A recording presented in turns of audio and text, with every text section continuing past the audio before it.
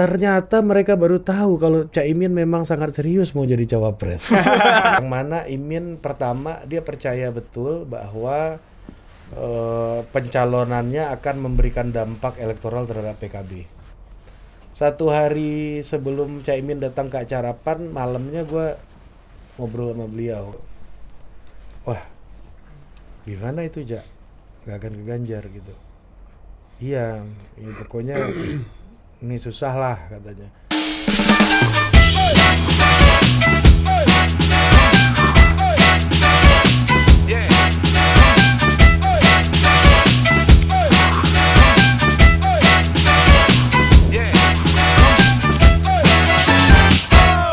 Oke, welcome to Total Politik. Lu jangan mencoba lo menjadi Budi Ari gitu. Iya, makanya. Jadi diri sendiri aja. Ini Bang Cakra gimana? Gue hidup di lingkungan kayak gini nggak jadi Budi Ari. Semua orang jadi Budi Ari sekarang. Iya. Budi Ari Setiadi aja. Gitu. Iya, dari Mendes jadi Menkominfo. Kita kan ada di lingkungan yang penuh dengan pressure untuk tidak menjadi diri kita. Bukan gue yang ngomong. Enggak ya, di politik ya kayak gitulah. Politik gitu ya. Iya, Kan politik apa acting kata ya. Bang Idrus? Kuat lawan, Kuat lemah lawan adaptasi. Lu kan nggak tahu kan Pak Jokowi juga ngerokok kan? Gak ngebayangin sih. Nggak tahu, Bos. Nggak tahu. Iya, jangan-jangan. Benar, nggak tahu. Iya, bisa juga Sambil sih. minum pon-pon gitu kan. Iya, benar Terus juga. sambil ngerokok. Iya, Cuma kan tuh pada- jangan-jangan kan gak ada yang tahu. Pada akhirnya kan semuanya manusia kan. Pada akhirnya kita semua nggak akan ada yang tahu apa yang terjadi. Iya, karena kalau kita nggak bingung, Termasuk semuanya kita bingung cuma kalau di surga kita kan. Betul. Jadi semua nggak ada yang tahu, termasuk gerakan manuver kemarin dari Koalisi Perubahan. Yang gerak bukan koalisi perubahan, gerak sih. Ya, jadi katanya ada 3 tipe pergerakan yang Tuhan tuh nggak tahu. Apa tuh? Atau cuman dia sama Tuhan yang tahu. Oke. Yang pertama, ibu-ibu kalau misalnya mau ke kanan, saya ke kiri. Oke. Kedua, Yang kedua, tukang bajai kalau mau belok. sama Yang ketiga, Oh, siapa? Tadi yang Berat kan jadi host kan? Iya, benar kan jadi susah lu. Lu Indo pula 3 ini. Caimin maksud lu. Iya, Caimin. Tuh, jangan Tapi dari- gue jangan dari agak gua. kurang suka istilah ibu-ibu belok kanan sen kiri. Kenapa? Iya kan, memang itu tuh emang sebuah tindakan yang tolol gitu. Dan ketololan ini nggak hanya menjangkit ibu-ibu, tapi semua orang juga bisa. Kayak gitu Iya kan? Gimana lu jelasin ibu-ibu yang ada yang jadi pembalap rally juga ada Iya, gitu benar kan? juga lu. Iya kan? Pembalap rally dulunya yang belok kanan saya kiri. Itu tuh bisa ketololan bisa menjangkit semua orang. Benar Bos. juga, Nggak hanya benar ibu-ibu. juga, benar. Tapi menurut tuh langkah Koalisi Perubahan ini langkah yang tidak tolol atau langkah yang Nah, seperti lu? Kalau gue lihat sih gini ya, bagi partai politik, terutama Partai Demokrat dan Gerindra, Caimin menjadi wakilnya Mas Anies ini adalah sebuah tragedi karena mereka harus kehilangan ketika sudah memupuk ekspektasi bersama-sama, ketika mereka sudah begitu menampilkan kemesraan depan publik dan lu harus kehilangan itu adalah sebuah tragedi. Ya kayak lu sama perempuan udah mesra, udah ketemu orang tuanya, udah kenalan sama, bahkan udah ziarah ke makam nenek moyangnya gitu kan. Dan orang tahu itu gitu. Dan ternyata lu tidak jadi melangsungkan pernikahan itu tragedi gitu. Oke. Tapi bagi publik ini lebih kepada kejadian yang komedik sebenarnya. Oke, kenapa tuh? Iya kan? Selain Elit politik kita itu sedikit dan orangnya itu-itu aja. Itu aja. Dari dulu itu aja. Iya kan? Sebanyak orang itu nggak banyak gitu ya. Dan saling mengenal satu sama lain. Ternyata mereka baru tahu kalau Caimin memang sangat serius mau jadi cawapres. Banyak yang bilang bercanda. Iya, bahkan beberapa pas 1 hari sebelum deklarasi kan gua kontak beberapa orang yang dekat dengan Caimin. Jawabannya insya Allah bro, lihat aja besok bro. Insya Allah. Dia pun juga kayaknya nggak meyakinkan gua kalau itu akan terjadi gitu loh. Iya. Jadi dalam politik ternyata langkah lu selalu tidak terbaca itu juga belum tentu baik gitu. Belum tentu sebuah keuntungan. Iya, belum tentu sebuah Karena kan keuntungan. sama ini kan politisi berlomba-lomba untuk tidak diketahui gitu Betul, kan. betul. Komunikasi itu kan esensinya orang tahu apa yang lu mau. Iya, betul. Betul. Kalau lu ternyata menurut gua di koalisinya Caimin ya, itu Caimin gagal untuk menyampaikan keinginannya yang sesungguhnya. Iya. Kalaupun iya dia mau jadi cawapres ya Pak Prabowo gitu kan, ternyata nggak dianggap seserius itu gitu. Orang nggak berpikir bahwa keputusan Caimin mau jadi cawapres itu sebuah harga mati gitu. Kalau AHY kan orang serius. Lu lihat deh, Iya. AHY itu orang pasti akan berpikir Demokrat asal ada AHY aja di kertas suara. Pasti kayak gitu kan Betul. Narasi yang persepsinya. timbul kan emang seperti Iya itu. kan, Iya. narasinya kayak gitu. Kalau Caimin enggak, Bos. Kayak gimana?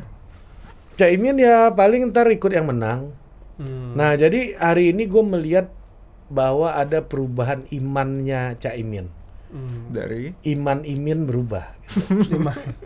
Tapi Iya. apa Iman- jangan-jangan sampai hari ini orang-orang di terdekatnya Caimin itu nganggap Caimin seperti itu karena dari yang historis sebelumnya ya perilaku Caimin tuh Nah, emang itu yang gue mau bilang. lebih ya transaksional yang seperti kita tahu ya ya. persepsinya. Iya. Caiminnya transaksional atau tidak kita tentunya tidak tahu ya. persepsi. Persepsi ya, Persepsinya. pasti Ya, persepsi. Nah, gue menyebutnya gini, Imin yang sekarang itu adalah Imin ekor jas. Yang mana Imin pertama dia percaya betul bahwa pencalonannya akan memberikan dampak elektoral terhadap PKB. Jadi harga matilah Imin harus maju jadi cawapres. Karena apa? Karena PKB hanya bisa lebih besar lagi apabila Imin jadi cawapres. Nah, yang kedua, Imin hari ini tuh Imin ekor jas dan juga udah mulai bertarung untuk pride. Karena apa? Karena lu ingat 1 tahunan yang lalu Mbak Yeni datang ke sini. Dan itu kan awalnya tweetnya Mbak Yeni mengkritik Caimin yang elektabilitasnya nggak naik-naik. Betul. Ya kan? Elektabilitasnya segitu-segitu aja. Sehingga apa? Itu akan berdampak buruk terhadap PKB. Kalau itu berdampak buruk terhadap PKB, artinya PKB akan semakin lemah pengaruhnya dan semakin tidak punya daya tawar dalam politik Indonesia gitu. Nah, itu gua rasa lebih dari sekedar elektabilitas. Dari persoalan elektabilitas tuh pertikaian Caimin dan Mbak Yeni. Karena ini seperti membuka luka masa lalu yang mana Mbak Yeni dianggap sebagai representasi dari Gus Dur hari ini. Nah, upaya Caimin mencalonkan diri ini juga bisa kita lihat sebagai upaya dari Caimin untuk perlahan-lahan sedikit demi sedikit keluar dari bayang-bayang Gus Dur di PKB. Karena apa? Karena 2004, 2 dekade yang lalu ketika Divio masih berusia 4 tahun, Cak. Ya, waktu itu. Iya lagi. Iya kan? 4 tahun Iya, lu. bener. 4 tahun lu udah bisa apa? Nggak bisa apa-apa, masih main Lego gue. Ketika Divio berusia 4 tahun, Cak, 2004, Gus Dur terjegal oleh aturan, terganjal ya, oleh aturan kesehatan. Nggak bisa mencalonkan. Jadi kalau Caimin jadi nih sama Mas Anies hari ini maju di Pilpres, ini sebagai sebuah monumen Caimin gitu ya, untuk menghadirkan monumen yang tidak kalah menjulangnya dibandingkan dengan yang dimiliki oleh Gus Dur. Gus Dur presiden wahid itu jadi presiden kan bukan pemilihan langsung. Iya. Ya kan? Sementara Imin jadi atau tidaknya dia adalah ketum PKB yang paling progresif. Karena sampai di kertas suara gitu. Itu menjadi sangat penting buat Caimin. Sementara Caimin dulu, gue nyebutnya Caimin ekor naga. Kalau yang sekarang itu ekor jas. Nah, yang dulu itu Caimin ekor naga. Nah, Caimin ekor naga ini adalah Caimin yang selalu menang dalam Pilpres. Bahkan dia dianggap sebagai kepingan puzzle terakhir untuk kemenangan di Pilpres. Di 3 Pilpres belakangan, Caimin selalu jadi pemenang dan mengantarkan seseorang untuk melenggang ke istana. Di 3 Pilpres belakangan. Pak Jokowi 2 kali, Pak SBY 1 sekali. kali. Ya kan, 3 orang yang diantarkan oleh Caimin. Dan waktu itu, waktu Pak SBY, dia juga menyelamatkan PKB juga kan ya? Ya, transisi kepemimpinan Iya, PKB betul. gitu. Nah, itu yang gua tangkap ya, bahwa waktu itu bahwa Caimin yang dulu adalah Caimin ekor naga. Jadi Caimin yang bisa diiming-imingi dengan transaksi yang menguntungkan kepentingan politik PKB tentunya. Gue nggak mau terlalu detail karena kalau detail kita butuh pembuktian kan. Ya kan, lu pahami sendiri aja. Lu jangan terlalu eksplisit budaya Anda itu. Gitu. Nah, jadi Caimin dipandang sebagai ya nanti juga Caimin ikut. Ya nanti juga Caimin ikut. Ya kan, kita kasih tawaran ini, tawaran itu, proteksi ini, proteksi itu juga. Caimin nanti juga akan gabung nih sama kita gitu. Jadi itu adalah Caimin ekor naga, yang mana imannya itu adalah iman politiknya yaitu berada di barisan yang menang. Jadi gimana caranya? Nah, jadi agak kurang cocok sebenarnya dengan fatsun politiknya Caimin untuk menjadi bagian dari kepala ular sekarang. Gimana pun kan Pak Anies itu kandidat terlemah dari 3 capres tertinggi. Ini sangat tidak fatsun politiknya Caimin. Dulu Caimin dukung Pak SBY sama Pak Budiono. Pak Budiono nggak ada partainya. Pak SBY partainya Demokrat. 2014 Jokowi. Caimin dukung Jokowi sama JK. JK nggak ada partainya waktu itu. Ya kan, Pak Jokowi PDI. 2019 Caimin dukung Kiai Ma'ruf, ya sama-sama NU sama beliau gitu. Betul. Nah, ini makin dekat. Nah, yang 2024 ya harus saya langsung nih gitu. Karena udah ada stagingnya gitu. Nah, ini yang kadang-kadang orang nggak melihat serius. Jadi ini sebuah gurauan elit ya yang memperlihatkan bahwa orang-orang ini nggak percaya kalau Caimin tuh sepengen itu. Gue lebih ngelihatnya kenapa orang terkejut karena mereka nggak percaya Caimin sepengen itu. Ini gue mau bocorin dikit. 1 hari sebelum Caimin datang ke acara PAN, malamnya gue ngobrol sama beliau. Kalau lu lihat di akun fotografer Kang Foto Pejabat yang di collab dengan Total Politik, follow Kang Foto Pejabat. Itu foto-foto yang dari tangkapan mata saya itu semuanya. Terkurasi langsung. Jadi Caimin bilang gini sama gua. Sama Budi tuh, Budi saksi tuh. Saya ini kayaknya nggak akan ke Ganjar gitu. Oke. Karena berbagai macam alasan lah ya. Nanti mungkin ke Caimin langsung bisa ditanyakan gitu. Nggak perlu terlalu teknis. Nggak perlu terlalu teknis, tapi prinsip aja. Prinsipnya dia bilang saya nggak akan ke Ganjar gitu. Wah, gimana itu Jak? Nggak akan ke Ganjar gitu. Iya, ya pokoknya ini susah lah katanya. Gua membayangkan salah satu sebabnya itu ya kemungkinannya jadi cawapres di Ganjar juga pasti sangat kecil tuh, ya kan? Pasti sangat kecil. Di Pak Prabowo lebih besar, ya kan? Tapi nggak ke Ganjar, tapi dia ke Anies. Ya benar. Ini bisa aja gitu kan. Tapi jackpot dapat barangnya. Ya apa? Iya dapat yang diinginkan oleh Caimin selama ini juga tercapai. Dulu ingat nggak lo?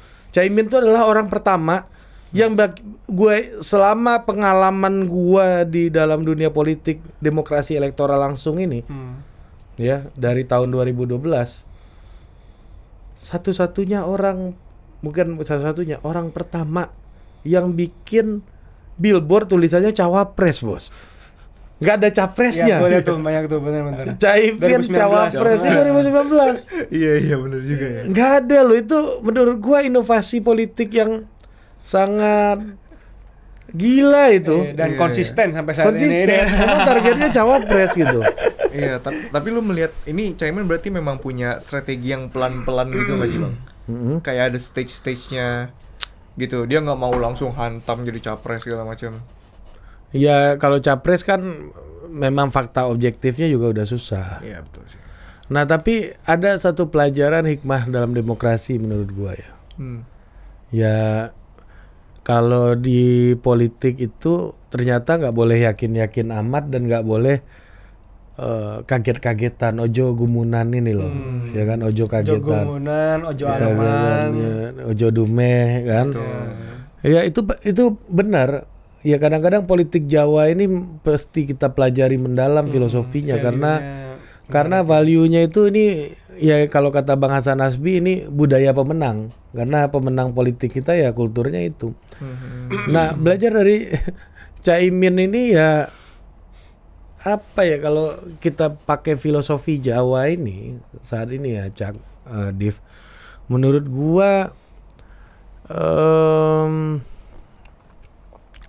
ini kayak kita menggenggam belut gitu. Licin. Makin kenceng kita genggam, makin lepas dia dari tangan kan. Ya. Itu kayak menggenggam belut gitu. Nah, jadi apa yang dilakukan Caimin ini lebih kepada orang tidak berhasil membaca tanda-tanda dari Caimin gitu. Saking tidak terbacanya gitu. Tapi menurut lu Bang, apa yang ngebuat Caimin hari ini tuh yakin gitu? Dia punya kekuatan sebesar itu ya untuk menjadi cawapres gitu. Karena ya mungkin tadi kalau dari lu ceritain ya, kalau dari pemilu-pemilu sebelumnya berhasil menghantarkan pasangan capres cawapres menjadi pemenang gitu kan. Mungkin karena electoral gain dari dari partainya gitu kan. Tapi apa yang ngebuat kali ini jadi tipping point-nya lah gitu. Apa yang ngebuat kali ini oke, gua harus gitu. Kenapa enggak ya udah, karena kalau misalnya lihat dari fakta objektifnya juga ya, misalnya ya mungkin elektabilitas beliau Caimin di cawapres juga nggak begitu, angkanya nggak gitu tinggi kan ya. Siapa bisa jamin tahun depan Caimin masih ketum PKB? Iya kan? Dia ketua partai tertua setelah Bu Mega. Setelah Bu Mega. Sama Bu Mega ya. Ya siapa ya juga yang bisa jamin Bu Mega tahun depan masih ketua partai?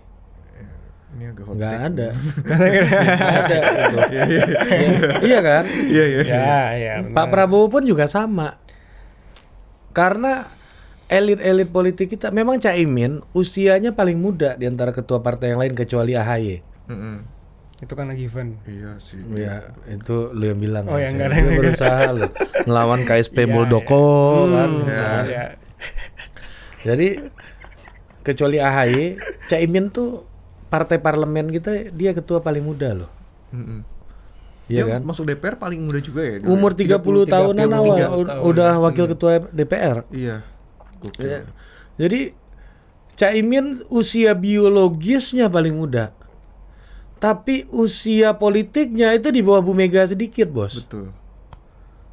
Ya. Ketum partai kedua Iya. terlama. Mungkin Bu Mega nggak pernah duduk di jabatan politik sebanyak Caimin. Pak Surya Paloh nggak ada, kayaknya nggak ada ketua partai yang ada sekarang yang duduk di jabatan politik sekomplit Caimin. Pak Zul pernah ketua MPR, pernah wakil ketua MPR, tapi nggak pernah ketua DPR atau wakil ketua DPR. Caimin pernah Caimin wakil pernah ketua ya? DPR, pernah wakil ketua MPR. DPR pernah, DPR pernah. Iya kan? Caimin pernah menteri. Menteri pernah. Iya kan? Jadi Lengkap ya.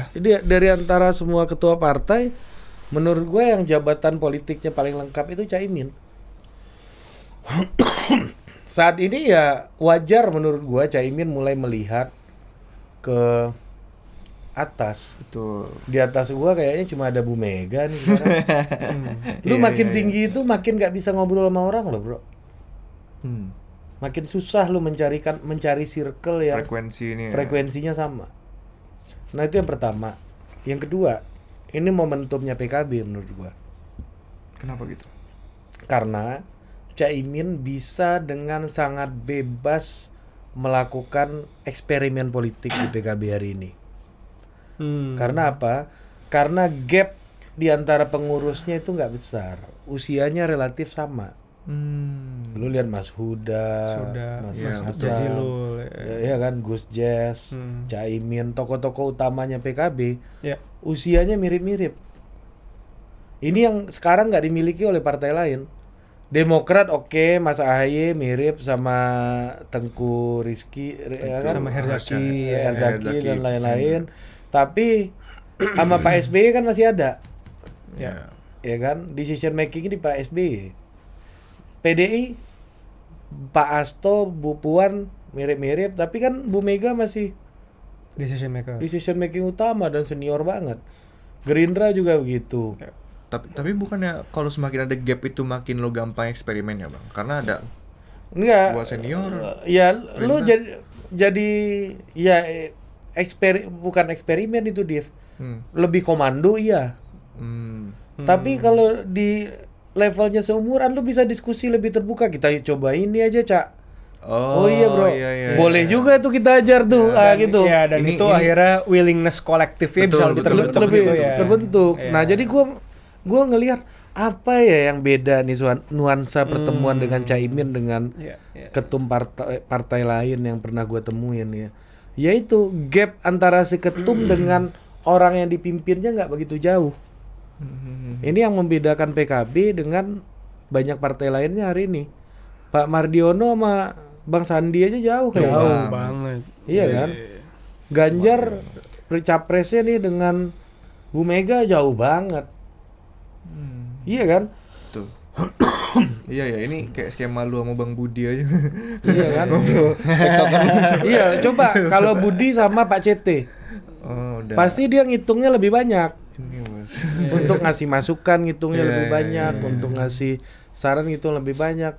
Tapi Caimin sama Mas Huda tuh kemarin gua lihat di pertemuan tuh bisa bercanda-bercanda. Oh. Ah, itu bukan kata-kataku, itu kata-kata Huda itu. Yang aku kutip, katanya bisa kayak gitu ngomongnya, Bro. Iya. Jadi ada satu kutipan Caimin soal salah satu cawapres lah. Oke. Iya kan? Bisa di-share gak? Jadi dia bilang gini. Pokoknya kalau Pak Prabowo sama bisa kalah gitu. Ya, pokoknya lah interpretasi sendiri lah gitu. Itu bukan kata-kataku, itu kata-kata Huda yang aku kutip, katanya kayak gitulah. Oke. Ya. Jadi itu dipotong ya. Tit, maksudnya Pak Prabowo kalau sama orang tit, bisa kalah gitu. Udah gitu aja. Oke. Ya. Nah, yang gua klarifikasi tadi lu cut. Minta maaf dulu. Ya. Enggak apa-apa. Pinggir jurang terus. Iya. Jadi gitu, Div. Jadi ada dialog yang lebih terbuka kayak Iya ya. lu sama gua aja. Jarak kita berapa tahun? 11 tahun. 10-11 lah. Iya. Itu lu masih ngerasa ada gap kan pasti kan? Pasti dikit. Iya kan? Masih ada si Bayu nih kalau WA gua izin bang gitu kan. Iya, lu ini. Dia udah mulai komando. Komando. Terus gue startup rasa biru. Apalagi sejak berfoto sama Bambang Pacul ini kan. Iya. Arahan perintah Jadi- bajingan. Jadi pasti akan beda. Eksperimennya pasti lebih mudah. Orang-orang yang kulturnya dan secara usia itu lebih egaliter gitu. Termasuk dengan mengambil pilihan ke Anies ini pilihan yang sangat berani. Iya betul. Coba kalau Caimin ada yang dia udah tua gitu, udah senior kayak misalnya kan, tapi punya anak buah yang umurnya jauh gitu. Iya. Wah, itu ketum lah yang paling tahu. Iya. Ya gitu Gak ada kan. input Jadi- dan gak ada perspektif. Jadi juga ya. faktornya sebenarnya lebih banyak ke inward looking gitu ya, lebih ke banyak merenungi, kemudian internal, secara Betul, internal dibanding secara PKB eksternal positioningnya secara partai seperti apa, elektoral Iya. seperti apa gitu. Kalau usia sih gua rasa itu sangat berpengaruh ya karena dan mungkin life perjalanan. cycle-nya juga kali ya, Caimin Life mungkin cycle. life cycle dari betul. sebuah pemimpin. Nah, itu yang gitu kedua tuh. Nah, soal usia misalnya ada orang-orang yang udah berupaya keras untuk memahami bawahannya usianya jauh ya. Hasilnya kelihatan tapi ya pasti usahanya jauh lebih keras daripada Caimin. Misalnya Pak Zulhas. Pak Zulhas kan pengurus di bawahnya umurnya agak jauh. Ya, muda-muda ini. Muda-muda kan pan nyanyi kan kelihatan ada eksperimennya. Iya, lu jangan joget.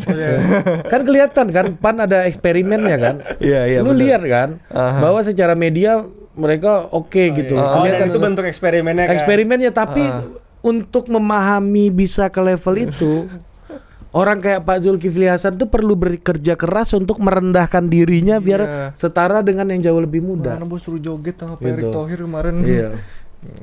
Sebenarnya itu yang Mbak Zita itu udah lupa mau joget TikTok. Oh gitu. Gua ingatkan. Lah, biang kerok ini Pak Zul. Padahal Pak Zul sama itu udah lupa nih udah bagus. Iya, lupa. Kurang ajar. Lebih paten ya, kan? Kita kan bekerja untuk user. Artinya usernya bukan Pak Zul. Yang penting user happy, Bos. Di politik kan gitu. Hal yang tertinggi itu adalah bekerja untuk user. Nah, makanya orang jadi sulit untuk berkomunikasi gitu. Betul. Nah, yang kedua yang Cakra omongin tadi, memang udah life cycle-nya Caimin. Usianya udah 56 tahun. Artinya Caimin udah tinggal di Widya Chandra ini sekitar 15. dari tahun 99, Bos. Wakil ketua DPR. Iya, DPR, betul. 20. Lu orang nggak banyak sadar itu gitu loh. Pindah-pindah nggak sih rumahnya dari dulu? Situ terus katanya. Pokoknya di komplek unit yang sama terus. Kayaknya. Oh, kalau unitnya Gua pindah-pindah nggak udah- yakin, tapi kayaknya di situ terus. At least di Widya Chandra terus, Bos. Kalaupun ada pindah ya di Widya Chandra aja. Iya. Lu bayangin tuh, dari 99. Itu dia Udah rasa rumah permanen. Itu penghuni terlama nggak ya? Kayaknya. Iya. Nah, kalau ketum partai terlama ya Bu Mega, nomor 2 Caimin. Penghuni Widya Chandra terlama kayaknya Caimin, Bos. Iya benar. Iya kan? Warga Wican terlama tuh. Iya. Kayaknya ntar lagi dia angkat RT Caimin di situ. Enggak apa-apa, enggak cawapres, Ca. Anda RT aja. Atau Anda ini RT di sini. Paguyuban Widya Chandra. Iya. Kalau ada geng alumni Widya Chandra, Caimin belum masuk-masuk tuh. Belum alumni gua gitu. Aduh. Iya bener juga loh. Bener juga. Banyak orang nggak menyadari itu, dan tentunya gue sangat yakin ya ada soal politik yang lebih besar, misalnya dengan sikapnya Pak Jokowi, bagaimana komunikasi Pak Jokowi dengan Pak Surya Paloh. Orang kayak Caimin ini tentu punya perhitungan, pasti nggak akan ngambil langkah itu kalau nggak ada Sesuatu yang didapat gitu. nggak ada penjamin. Dan penjaminnya dari Surya Paloh. Nah, apakah beneran dijamin atau enggak kita nggak tahu. Soalnya kemarin isu KPK muncul lagi. Betul, yang mana yang sprindiknya udah dari tahun bulan Agustus katanya. Ya kan? Tapi paling tidak Pak Surya datang ke presiden itu sebelum deklarasi kan? Sebelum deklarasi jauh kan? Dan bulan happy. apa? Dan mukanya happy kan? Happy. Iya kan? Jangan-jangan situ ada apa tuh? Nah, Pembahasan kalau penjaminan ini atau analisis. Analisis. Walaupun gue dapat info-info, tapi ya gue mencoba menganalisis dengan cara pikir gue ya. Bukan klaim ini ya. Bukan klaim, ini analisis, bisa salah. Pak Surya bisa datang, ya kan? Datang ke situ, gua kayaknya Caimin udah minta, ini analisis nih ya, lagi-lagi bukan info nih. Ya Caimin butuh garantor, yaitu digaransi sama Pak Surya. Oke, saya besok ketemu presiden, kira-kira gitulah dialog imajiner gua nih. Pak Surya datang ke situ, disampaikan ke presiden atau enggak disampaikan, keluar happy. Oh, jangan-jangan alasannya Pak Surya belum Nah, masih akhirnya menahan apa? ini. Akhirnya Caimin yakin dan mau bergabung jadi cawapres. Iya. Nah, bisa jadi memang Pak Surya berkonsultasi dengan presiden dan presiden happy juga dengan opsi ini. Tapi bisa jadi juga presiden gak happy, tapi Pak Surya untuk meyakinkan Caimin bilangnya hantam. dia kelihatan happy. Iya. Nah, soalnya kan ada akibatnya KPK rame juga kan kemarin. Iya. Benar juga ya. Iya kan? Berarti kan Kalau KPK gerak artinya memangnya KPK di bawah perintah. enggak, gini. Gini juga, apa namanya? Kita kan lihat pola ya bagaimana penegakan dari hukum sebelumnya terjadi. Ketika exposure makin gede, penegakan hukum juga makin upaya-upaya penjagalan ya, semakin penegakan hukum juga makin tampak gitu. Ini gua nggak bicara info, ini analisis lagi-lagi. bahwa misalnya kalau lagi rame apa Formula E gitu misalnya kan, penegakan hukum berjalan gitu misalnya. Nah ini dengan Caimin menjadi cawapres, ya kan, penegakan hukum bisa dijalankan juga karena exposure-nya gede gitu, menarik perhatian publik gitu. Nah siapakah yang menggerakkan KPK kita juga nggak tahu gitu. Ya atau sebenarnya simply karena misalnya udah ada deklarasi sebagai cawapres, ya KPK merasa punya moral value ya untuk memeriksa bahwa betul, ngecek nih sebuah bener, ya semua capres nggak nih, cawapres capres itu siapa bebas sini. dari sebuah kasus korupsi gitu kan. Mungkin aja kita nggak ada yang tahu Kan juga belum kan. terdaftar. Kalau udah terdaftar KPK undang-undangnya nggak boleh ngecek kalau gua nggak salah tuh. Oh gitu. Iya, kalau udah terdaftar. Berarti ada alasan ini ya. Iya. Nah tapi lepas dari itu ya, artinya langkah Caimin meminta garanter ini, meminta penjamin gitu ya, itu kayaknya nggak valid amat gitu kalau dari yang gua pahami gitu, Peristiwa kemarin ya. orang kayak Caimin gitu ya, ini beliau ini butuh penjamin pasti karena pengalaman panjang di politik, Bos. Bukan gua bilang Caimin ada masalah hukum yang, kalau masalah hukum kan pengadilan yang membuktikan. Betul. Tapi yang paling penting gini. Terduga lah. Enggak, poin gua adalah semakin panjang pengalaman orang di politik, semakin banyak musuhnya. Ya. Bisa aja lu tuh nggak salah, tapi karena orang musuh lu, dia akan pakai celah sekecil apapun. Exactly, betul. Nah, dalam poin ini, orang kayak Caimin sangat butuh penjamin. Musuhnya banyak. Karena pasti musuhnya banyak, karena udah lama di politik. Lu sehari di politik aja bisa nipu 10 orang.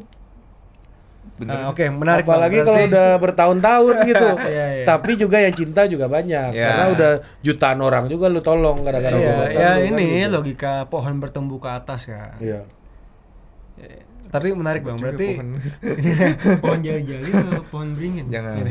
Lu menarik. Tadi lu diajak konten nggak mau lu. Tahu nih. Kincong ente. Ya ternyata panggung itu dan Muke ganteng lu ini yang perlu di konten ini. Betul, ekstra Subsidi gua.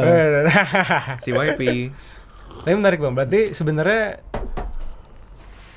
sprindik KPK nih hal yang dimitigasi Caimin gak sih sebenarnya? Nah, itu. Karena tadi kan garantor kan, karena tadi ada garantor itu. Nah sebenarnya itu dimitigasi nggak? Gua nggak ngelihat soal KPK ya, tapi persoalan hukum, persoalan kasus-kasus lain, backlash segala macam ya. Bisa jadi bukan kasus hukum, tapi kasus-kasus lainnya di luar isu hukum, misalnya KLB, Munaslup PKB yang pernah muncul dulu gitu misalnya.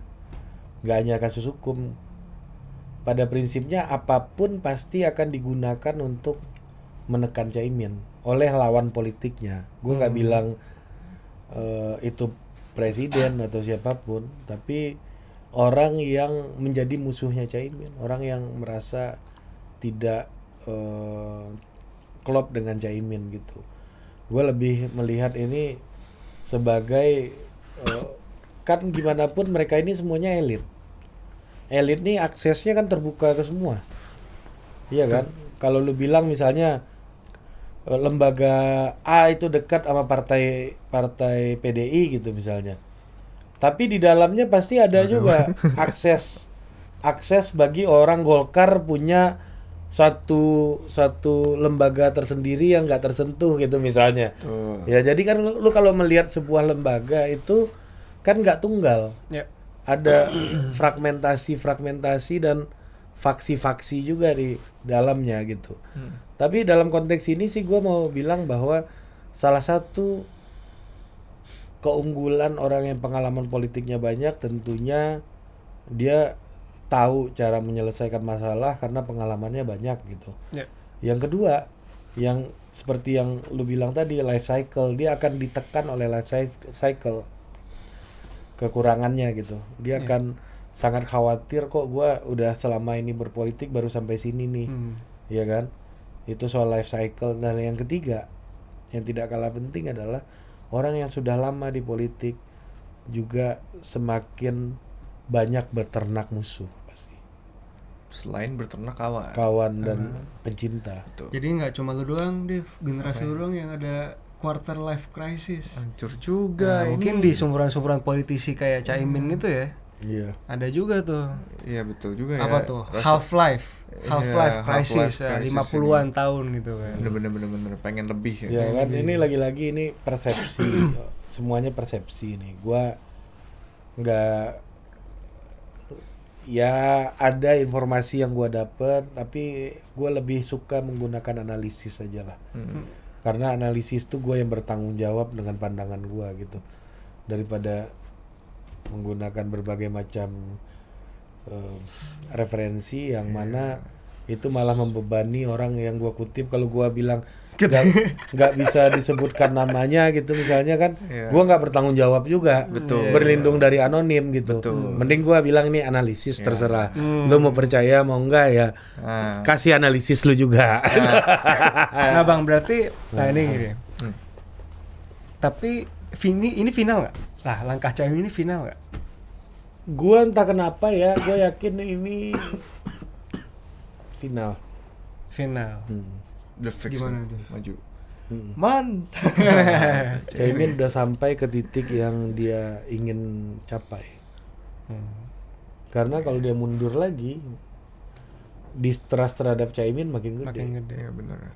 Kan Caimin ini kan bukan aktor politik yang kepemimpinannya di PKB selama itu tanpa tantangan yang berarti. Ya.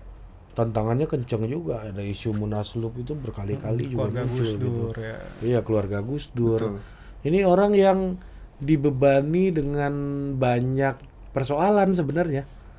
Ketika dia memimpin PKB dan bisa selama itu, gua sih merasa salah satu politisi yang layak untuk diapresiasi dan dihargai itu ya Caimin, karena nggak mungkin lu bisa memimpin PKB dan makin gede ya kan, dengan berbagai macam persoalan yang ada di dalamnya itu, kompleksitas yang ada di dalamnya itu ya, tanpa lu dipersepsikan adil, tanpa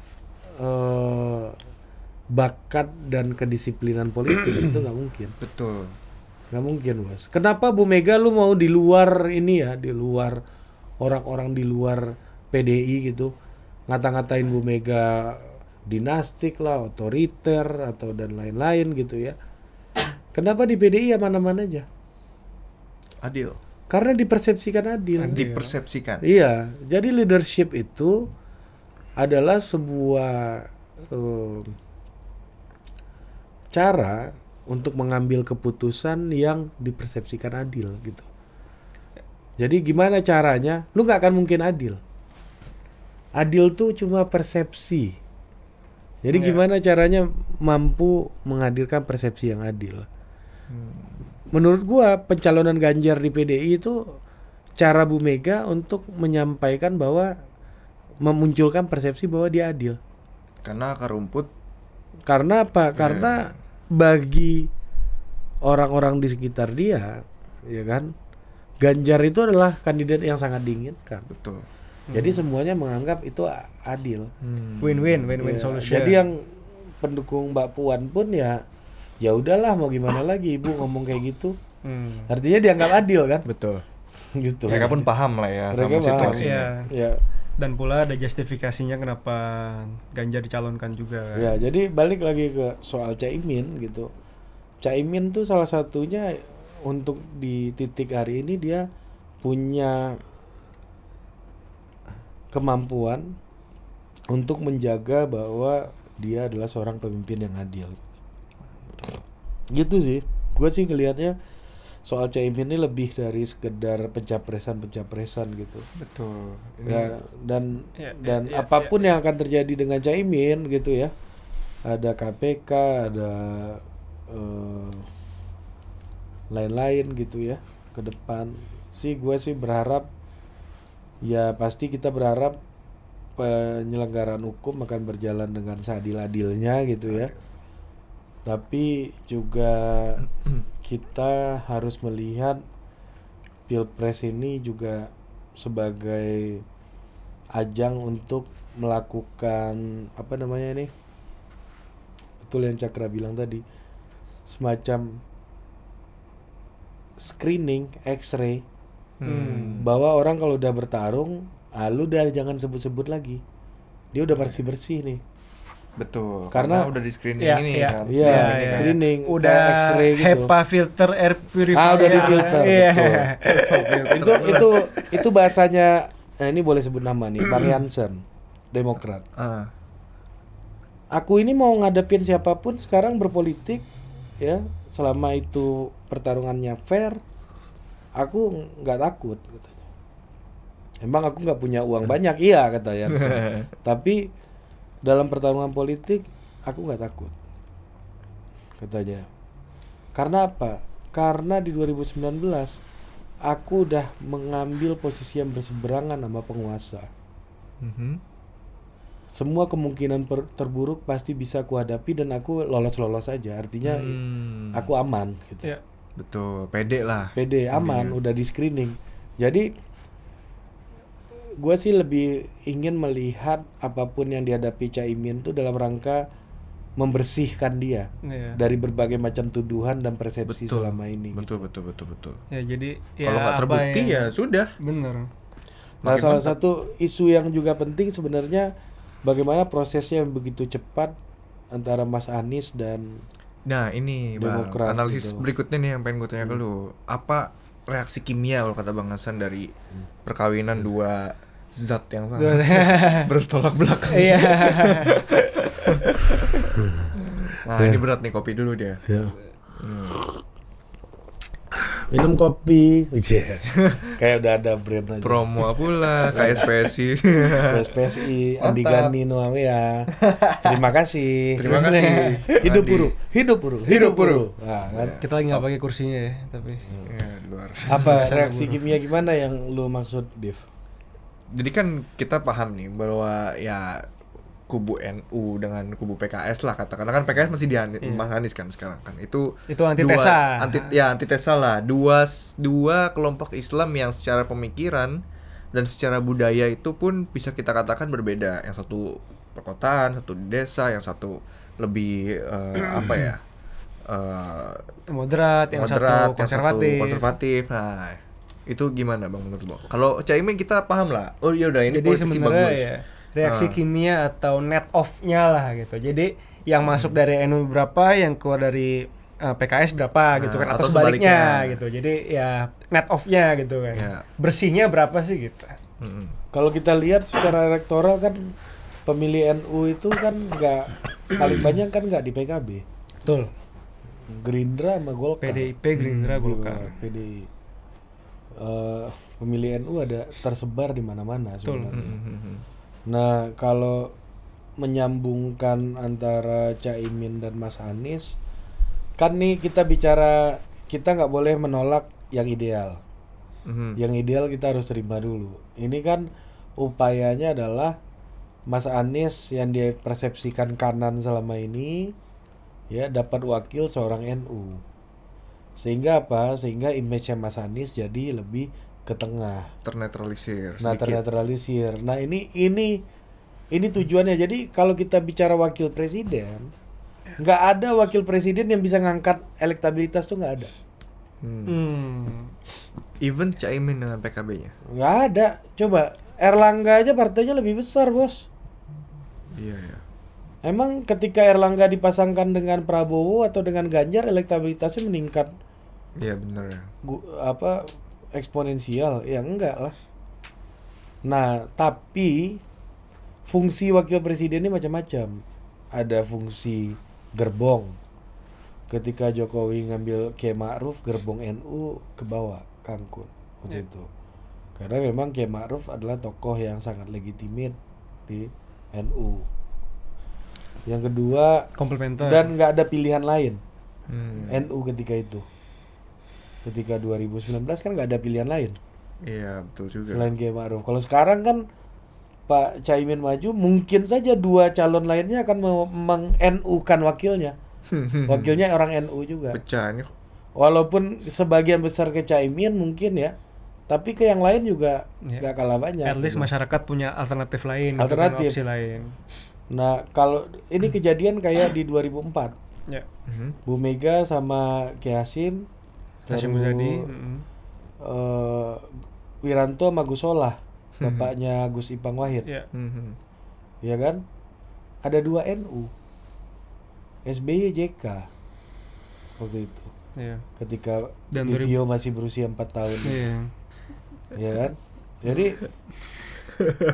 Jadi waktu itu suara NU ini pecahnya banyak juga. Jadi NU tuh nggak bisa tunggal, apalagi kalau alternatifnya banyak. Iya. Nah 2019 untungnya alternatifnya nggak ada. Makanya suara NU bisa ngeblok ke Pak Jokowi gitu. Nah kalau sekarang kita lihat bahwa harapan Mas Anies adalah dia berada lebih ke tengah. Jadi harapan mengambil wapres ini banyak. Ada yang untuk fundraising, ada lagi yang untuk network pengusaha gitu ya fundraising itu. Terus ada network NU, network kedinasan mungkin militer gitu. Ya. Macam-macam, tapi biasanya tidak akan menambah elektabilitas, tapi membuat si capres ini ya Mempunyai citra yang lengkap gitu. ya citra yang lengkap. Jadi bisa berdialog lebih terbuka dengan berbagai macam segmen. Betul. Yang kemudian apakah itu akan berdampak ke elektoral ya mungkin aja. Ya tapi nggak faktor utama. bukan faktor utama. Tujuannya bukan itu, Tujuannya utamanya. bukan itu. Nah, ini goyah kita harus terima dulu konsep ideal itu, bahwa Caimin ini diambil oleh Mas Anies untuk membawa Mas Anies berada lebih ke tengah. Itu yang ideal. Tapi apakah faktanya begitu? Itu yang jadi pertanyaan. Pertama harus disurvei dulu. Betul. Apa iya pemilih-pemilih NU jadi lebih terbuka ke Mas Anies? Kan itu kita nggak tahu, ya kan? Nah yang kedua, apakah pemilih-pemilih tradisionalnya Mas Anies gitu happy dengan pilihan itu? Ya. Nah misalnya kayak kemarin di Surabaya misalnya PKS sudah nggak ada kan? Iya, nggak datang ke Nggak deklarasi. ada Habib Abu Bakar Al-Habsyi yang pernah kesini juga datang, tapi bendera PKS nggak ada. Nggak ada. Ya. PKS nggak seproaktif dulu, mereka harus rapatkan lagi dan lain-lain. Itu adalah bukti bahwa ternyata pendukung tradisionalnya Mas Anies juga nggak bisa terima-terima amat kalau Mas Anies ke tengah. Betul. Iya kan? Dan Jadi jangan-jangan berpengaruh buruk juga buat elektoralnya PKS sebagai partai itu sendiri. nah kalau elektoral PKS itu gua nggak terlalu percaya itu akan berpengaruh. Kayaknya bakal aman-aman aja. Aman-aman aja, karena dulu waktu ketua umumnya masuk penjara aja 8%, berapa 7%? Iya, masih cuy. 7%. Stabil, Pak. Iya. Stabil. Iya kan? 6,8. Apakah tidak mendukung Anies tuh lebih buruk daripada ketua umum masuk penjara? Pertanyaannya kayak gitu. Mungkin aja. Buat sebagian orang. Berarti ya udah lu dukung capres aja, ketua umum lu masuk penjara terus ya nggak apa-apa. Betul. Nah, tapi isu kayak kemarin kita dengar Pak SBY pidato bahwa Musang berbulu domba. ya, dan apa namanya? Kata Mas Yopre hewan yang sopan. Musang dan domba. Bahwa apakah benar ini memang yang Pak Anies inginkan, Bang? Itu satu. Karena kan salah satu yang digaungkan di koalisi perubahan kan bahwa semua di otonomi capresnya yang memilih segala macam. Tapi apakah ada another power lain yang memasangkan duet ini? Iya kan? Gini loh, Div. Masalahnya kenapa berlarut-larut partai pendukung Mas Anies selama ini koalisi perubahan menurut lo? Kolamnya sama. Karena Pak Anies nggak punya satu orang yang betul-betul udah lama ikut dia dan ngerti bagaimana berkomunikasi dengan orang politik menurut gua. Beda sama Pak Prabowo. Pak Prabowo punya Muzani, Menarik. punya Dasko. Ya, gerbongnya ada kapasitas tinggi kan. Mardiono punya Mas Romi, Betul. punya Gus Arwani. Ya kan P3, Golkar rame, Bos. BTS-nya canggih. Iya. Hancur Buat juga. ini kan sinyal-sinyalnya, Iya, bener. menerjemahkan Iya, sinyal. Ya. PDI itu ada Said Abdullah, Bambang udah gila. Pacul, Hasto yang udah berpengalaman lama di politik. Iya ya, benar Nah, juga ya. Mas Anies ini kan bukan orang yang membangun partai. Dia orang yang menang dalam berbagai macam kontestasi politik, iya.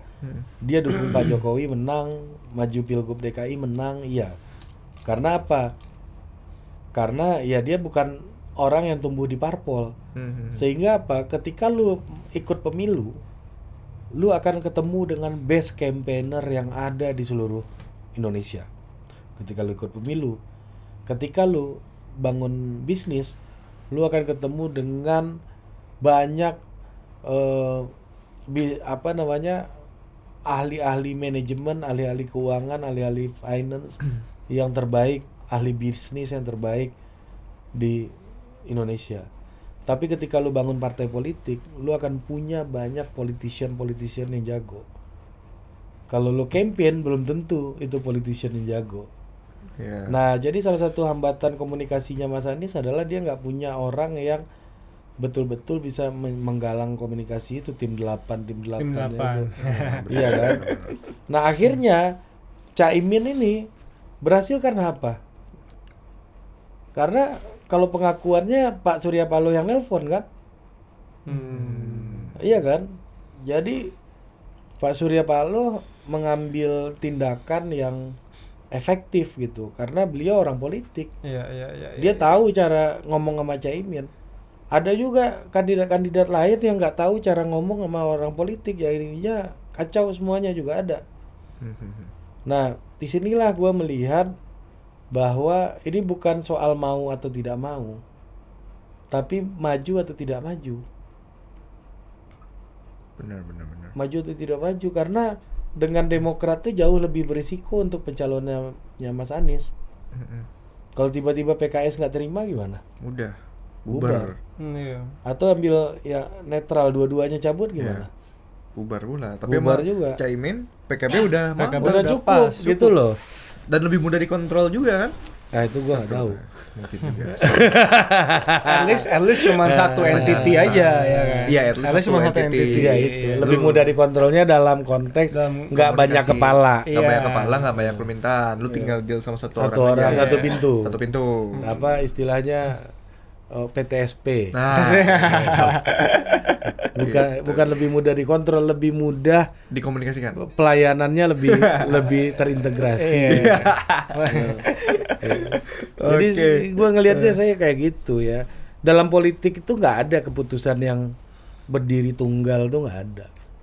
Mana ada keputusan karena diri lu sendiri, itu nggak ada. Berarti lu menutup fungsi politik gitu. Karena politik itu adalah fungsi untuk mendistribusikan sumber daya secara adil kepada banyak orang. Kalau keputusannya dari kepala lu sendiri, artinya belum sangat mungkin keputusan yang lu sampaikan itu tidak memiliki persepsi keadilan bagi banyak orang gitu. Ini kan soal persepsi kan. Persepsi. Walaupun lo bikin seadil mungkin, kalau persepsinya nggak adil ya susah juga gitu. Iya. Jadi itulah poinnya kalau kita bicara soal Caimin sih, menurut gua langkah Caimin ini jadi gini, kalau Caimin balik lagi ke di awal tadi, kalau Caimin ekor naga itu udah teruji menang pemilu berkali-kali, udah 3 kali. Nah pertanyaannya, apakah Caimin ekor jas ini akan memperoleh akurasi yang sama gitu dengan Caimin ekor naga? Itu cuma waktu yang bisa menjawab. Akankah mengulang kemenangan yang sama? Iya, Iman Imin menuju Amin. Amin. Anies Imin. Oke. Mantap. Ini buat kawan-kawan semua yang buat banyak banget bang yang iniin Caimin bos, ngeremehin Caimin. Nanti malam Caimin lagi nih sama Opung, Richard Ramli. Tunggu. Caimin semua gue bahas buat lu. Besok. Kemarin ini Caimin ini deklarasi pas libur. Itu aja problem Gimana kita mau bikin video? Betul, gua pacaran. Pacaran lagi liburan. Bang Arya sama Vienna. Gua kalau panggil kawan-kawan nih kerja mental health pula masalahnya. Iya, betul pula. Oke. Sampai jumpa di Politik berikutnya.